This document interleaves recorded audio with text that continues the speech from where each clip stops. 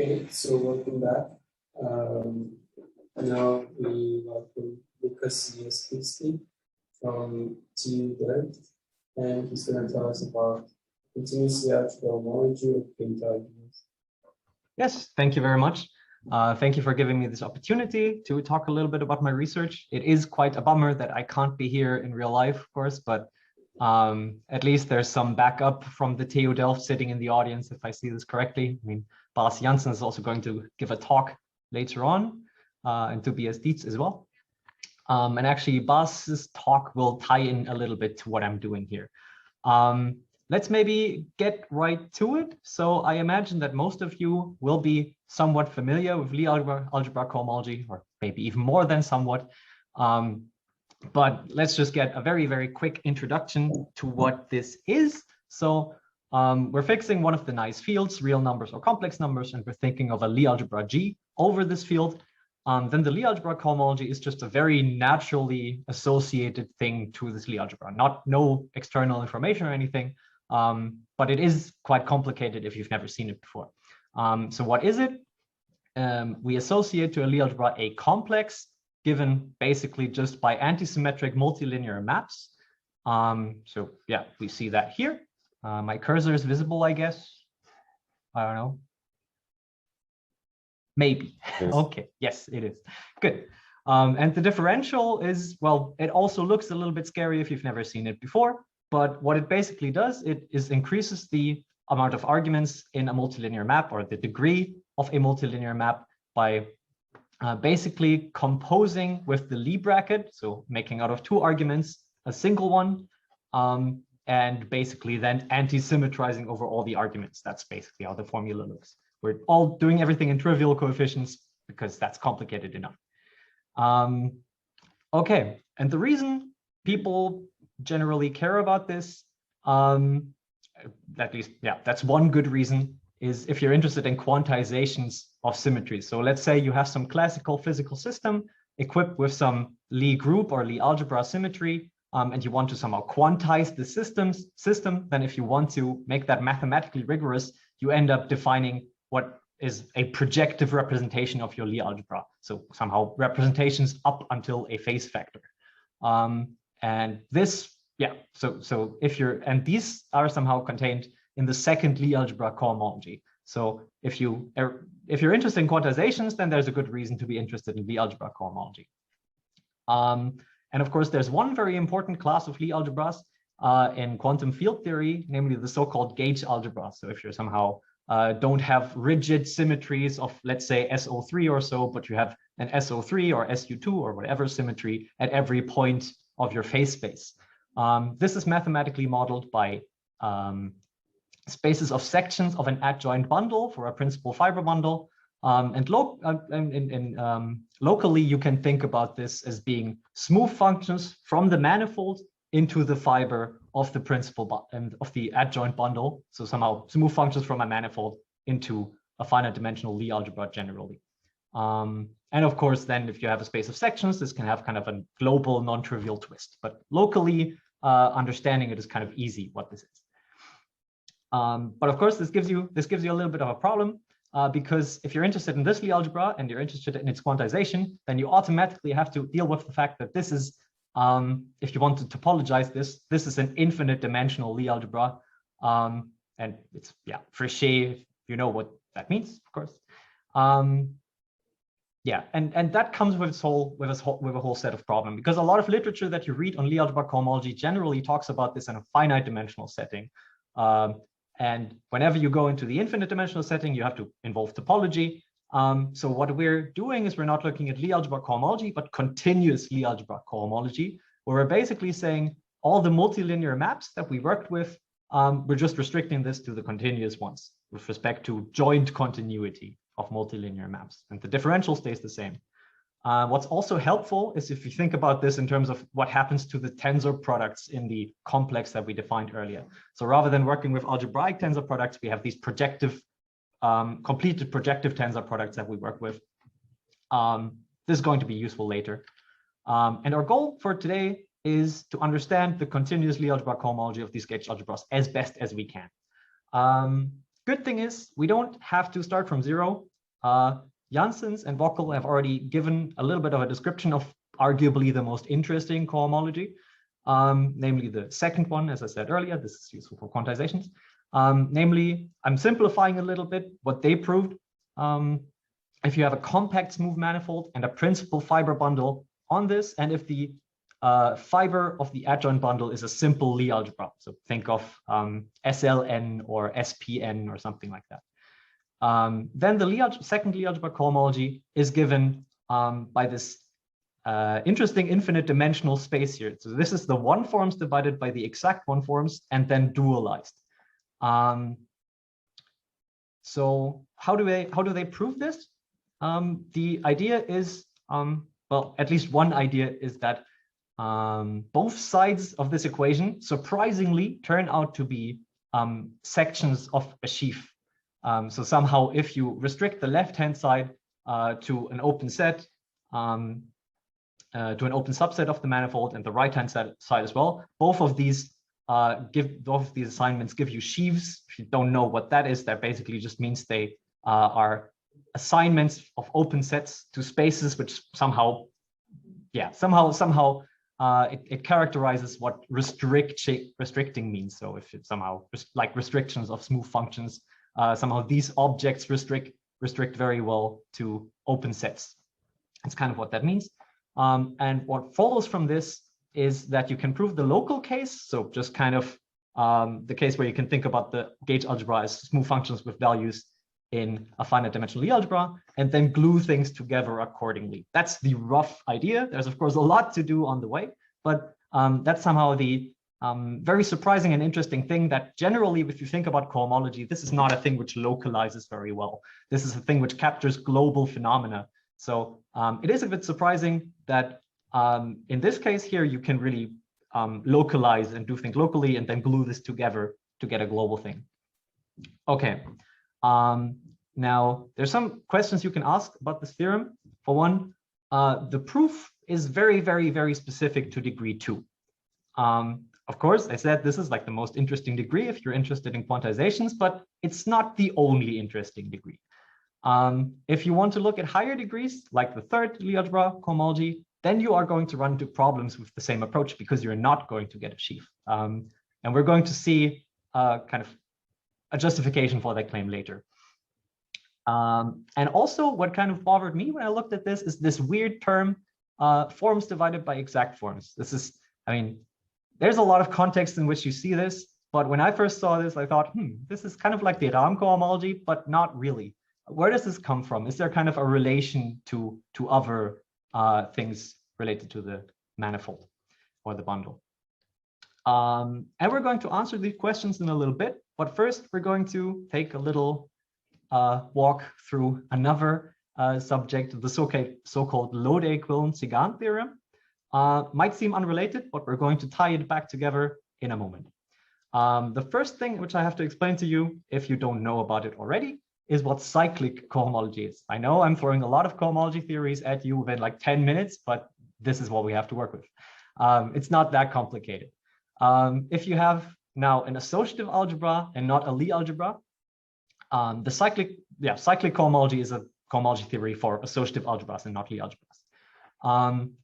How is it defined? If you have a map from k copies of the algebra to the field, we call it cyclic if a cyclic permutation of the arguments doesn't change the value up to the sign of the permutation. So -1 to the k minus 1 is the sign of the permutation.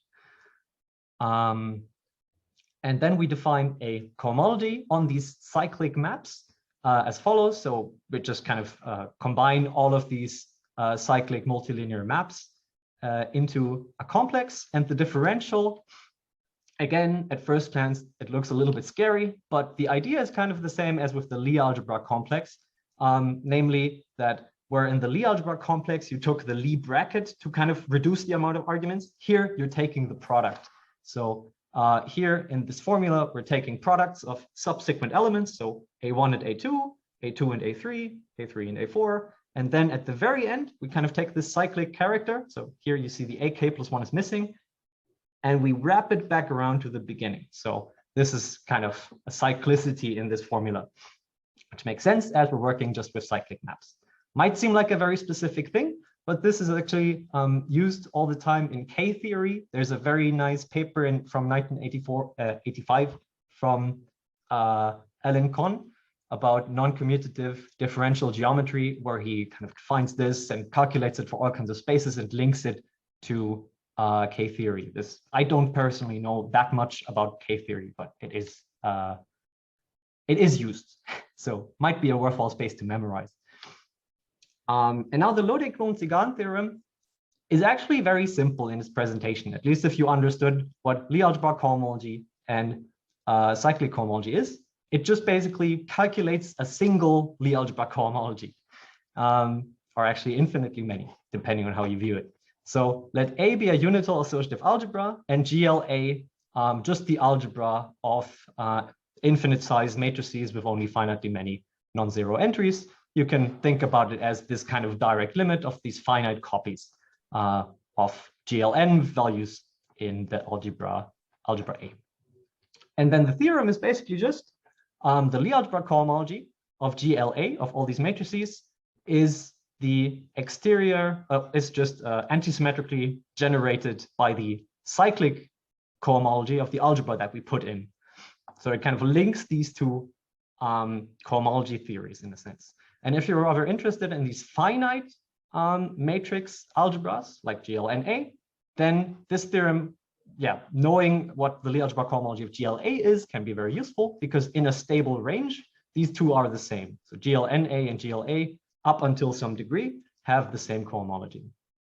Now, before this is useful, maybe also a hint, like, why do we choose GLA? This is like not even the simple, but GLN is not even simple or so. This is kind of maybe a bit of silly Lie algebra to look at, but similar theorems hold also for the special linear Lie algebra, or the symplectic, or the special orthogonal one. So this is kind of just an example for a big class of theorems which calculates Lie algebra homology of these direct limits. Okay, now why do we care about this? This is like very quick bunch of things. Let's think about what just happened. So here we had a completely arbitrary algebraic algebra, an algebraic algebra, sounds a bit silly. But how about we insert into this a topological algebra? The question is, can we also kind of define the Lode-Equivalence-Sigan theorem for continuous Lie algebra cohomology? Because if we could do this, then we could treat locally trivial gauge algebras, right? So take GLNA and think of A being the smooth functions, then just kind of with some tensor product magic, we can move things around. And this is the same as smooth functions from a manifold into a finite dimensional Lie algebra. And of course, you can replace GLN with SLN or SPN or SON, because all of these also give rise to Lode-Equivalence-Sigan theorems.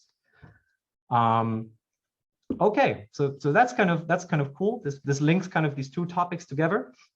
Now the question is, of course, how difficult is, well, topological algebraic homology? Can we kind of take cohomology of such a continuous complex? It's like what problems do we run into if we want to transfer the proof of the LQT theorem into the continuous setting? I didn't give you the proof, but I can like roughly outline it. If you're interested, we can talk about this like afterwards in more detail. But the two important ingredients for making the LQT theorem topological are, for one, of course, we defined this GLA thing as a direct limit Lie algebra. So it's no surprise that in the proof, we also use a bunch of direct limit arguments. The problem that you run into is direct limits commute with algebraic tensor products very nicely. So the algebraic side doesn't give you an issue, but if you want to make things topological, if you want to make things continuous, you have to replace this algebraic tensor product with a completed projective tensor product. And that gives you some problems because this identity doesn't always hold. So what do? You just look for another tensor product. Who cares about the projective one? It's stupid anyway. We're taking the inductive tensor product. So this is not to be confused with the injective tensor product. I get asked that all the time. This goes back to Grothendieck. And this tensor product commutes with direct limits. So if you've never heard of it before, this is basically the tensor product you get if you replace all, like if you, rather than thinking about jointly continuous multilinear maps, you're thinking about separately continuous multilinear maps. This is kind of like the difference between total differentiability and partial differentiability. So separately continuous means you fix a single argument and just look at continuity in that single argument while you fix all the other ones in a multilinear map. So this is maybe a bit of an unsatisfying continuity notion, but the lucky thing is, if we take this tensor product for all of the things that we do, whenever we end up with Fréchet spaces again, it didn't actually matter. Because on Fréchet spaces, all separately continuous maps are jointly continuous. This is a bit of a surprising fact if you've never heard of it before, but for example, in the book by Trevet, this is explained very nicely. So on Fréchet spaces, this difference doesn't matter, but whenever we have to use direct limit arguments without being in the Fréchet setting, we have to use the inductive tensor product. Okay, this is the first modification we have to make. And the second modification comes down to the fact that the LQT theorem relies on some kind of Kunev theorem. So Kunev theorem basically just means that the tensor product of complexes commutes with taking cohomology, so that we can kind of pull this cohomology outwards if we have two complexes C and D. Now the question is, does something like this, can you find something like this also for topological tensor products? And the answer is yes. If the involved chain complexes are nuclear Fréchet spaces, so nuclear is also a word I've not defined, but if you're if you want to study topological tensor products, you will run into this eventually. It kind of means that the projective and the injective tensor product are the same, but yeah, it's fulfilled by a lot of nice examples. And we also have that the chain differentials of both these complexes, C and D, have to be topological morphisms. Which basically means that the image has to be closed in this setting. So if you remember your basic functional analysis courses, even in infinite dimensions, even a linear map doesn't necessarily have to have a closed image. You have to work to prove that the image is closed. Okay, so there's of course a lot more to do when you want to make this theorem topological, but we're kind of sweeping that under the rug for now. These are kind of the big conceptual things which you have to understand. And now we get an LQT theorem. I'm going to here phrase it in homology, which notationally just means I'm putting all the indexes which were up above the H down. The reason I'm doing this is because when you dualize infinite dimensional vector spaces, you can sometimes run into issues like the dual of a Fréchet space is not Fréchet. It's a little bit annoying. I'd rather just work directly with the tensor products. So Lie algebra homology is like cohomology, but you're leaving out all the duals. But don't think about it too hard. So what you get is basically if you have nuclear unital Fréchet, and the differential of the cyclic complex of the algebra that you're using has closed range. This is a bit of an ugly assumption, but somehow I wasn't able to phrase it any better because, like I said, having a closed range, a linear map having closed range is kind of a very fickle property, which, I don't know, doesn't seem to follow from much. You can just prove it by hand for some interesting cases. In any case, if you have this, then you get an LQT theorem which basically looks the same as the algebraic one, but here for GLA, this is not a Fréchet algebra, so we have to use separately continuous. But then when we're back here, when we just have A, this was a Fréchet algebra, so separately continuous and continuous was the same. So separately continuous meaning I'm using the inductive tensor product. That's, yeah, maybe not quite clear. And here down below, when I look at GLNA, then the continuous cohomology or continuous homology is again the same as the homology that we get from GLA, but here I have to use separately continuous because GLA is not Fréchet. So yeah, basically with the right assumptions, we can topologize the LQT theorem in this setting. And in particular, the example that we wanted to look at, the smooth functions on a manifold, that fulfills all the assumptions. That's a little bit of work as well, especially this differential having closed range thing. But here it works. And now we finally get to answer one of the questions in the beginning, namely, where did this term omega divided by d omega come from? And the answer is from cyclic cohomology or cyclic homology. So cyclic homology of smooth functions is basically a bunch of theorem cohomologies here, and then this one term, which is almost theorem cohomology. So omega divided by d omega.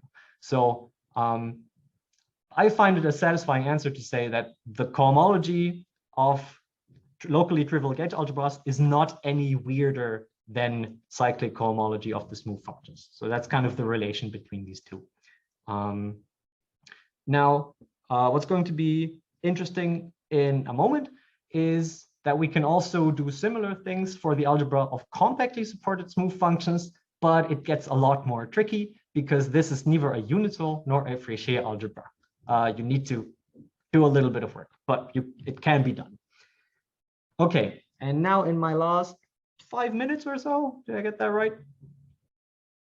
Yeah, I guess. Okay, we're going to talk about how we can use this to say something about non-trivial gauge algebras, so where we really have global twists. Like I said, we will not be able to just kind of sheafify things because that's a very second degree specific thing. But as a generalization of that, we can use, we can kind of deduce a so-called spectral sequence. Yeah, so how are we going to do this? There's basically, yeah, we're writing down a big double complex. Okay, so what is this double complex? It's very messy. We basically have separately continuous homology of the compactly supported gauge algebra, and we're restricting this to some open sets of an open cover. So this is what we find in all of these terms. Yeah, looks a bit confusing. So, but in the horizontal lines, what you can find, like what the experts of yeah, what is it called? I forgot. What the experts know is that the lines kind of look like a check homology. So this is what we find here. So we're basically taking we're kind of pretending like this thing was a sheaf, and we're kind of we're taking the check differentials along the horizontals. What we have to watch out here for, if you kind of are expecting a sheaf-like check differential, you're going to be misled. Compactly supported functions can't be restricted, but they can only be extended. So what we end up with is that the arrows kind of point the wrong way, and so this is what people call a co-sheaf. So we kind of get a co-sheaf check homology in the rows, and in the columns we're calculating the Lie algebra homology over all of these open sets. So we're kind of in the columns, we're completely ignoring that we kind of are on a bigger manifold, that we might want to glue things together. We're just doing things on a single open set. Okay, and this gives our complex. So everything commutes somehow because the Lie algebra differential doesn't really interact with the restriction or anything. It's a very local thing.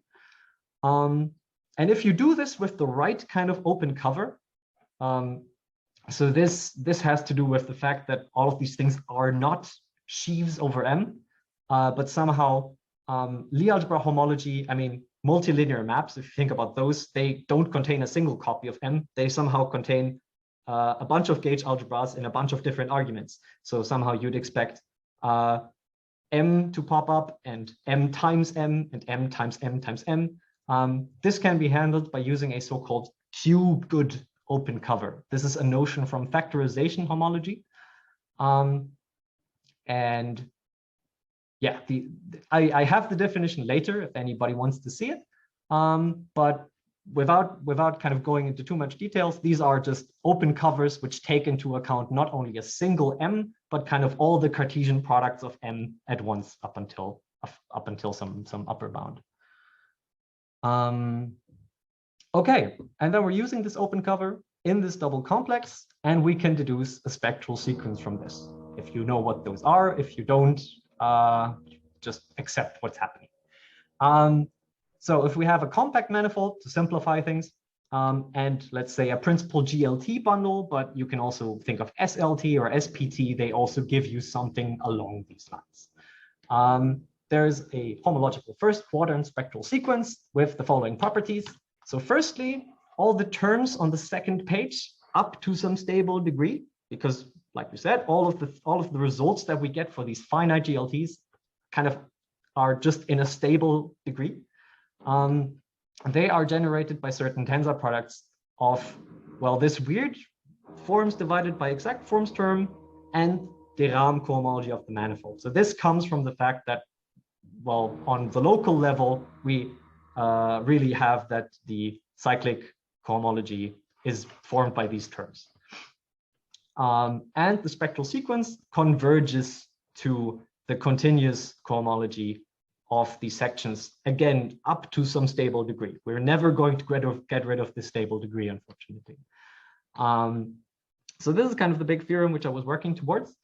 Now, as my very last slide, what do you kind of get from this? Like, spectral sequences are very abstract things, and it's very difficult in general to extract information from them if they are not of a specific shape. And unfortunately, this one is complicated. This is a very close thing to Gelfand-Fuchs cohomology, and Gelfand-Fuchs cohomology has also a reputation of being complicated. So we just have to accept that the spectral sequence will be not easy. But at least we kind of know, okay, nothing too weird goes on. If we kind of did the spectral sequence thing to the end, we would know that up to some stable degree, the continuous cohomology of such a gauge algebra will always be some quotient of subspaces, or whatever, of this space here, of the thing that we got in the locally trivial case. In the stable region, however, so for small degree, so for GLN with n very big, and for small cohomological degree, we get new results. As far as I know, they are new. So for example, if you have GLT, like the statement by Janssens and Wockel was kind of for simple algebras. Here you can also do things for non-simple ones like GLT or GLN, where you have the second degree cohomology is this familiar term, omega-1 divided by exact, but you also get some interesting term which has to do with the first cohomology not vanishing. And you can also calculate for the simple algebras the higher cohomology, like the third degree. I'm saying here T sufficiently big. This is not monstrous. This is something like 5 or 7. It's a bit unfortunate, but the stability problem that I'm saying here, and this is my last line. As far as I'm aware, I don't think you will get rid of this stability problem if you look at GLN or GLT, because even the algebraic homology of GLN-A, so if you just had an arbitrary A and just a finite GLN, this is an open problem as far as I'm aware. So yeah, if you have a free afternoon, think about it a little bit. Maybe you come up with something, but in Loday's book, it's stated as an open problem, and it has not been solved since, as far as I'm aware. Okay, that was a little bit over time, I guess, but thank you for your attention. Here's some sources. Yeah, that's it.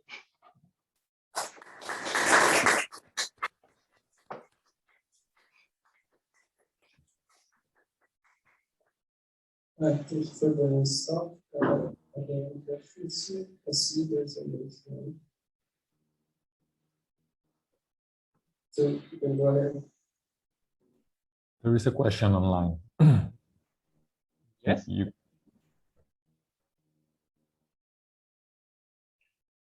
Yeah, so I have a remark.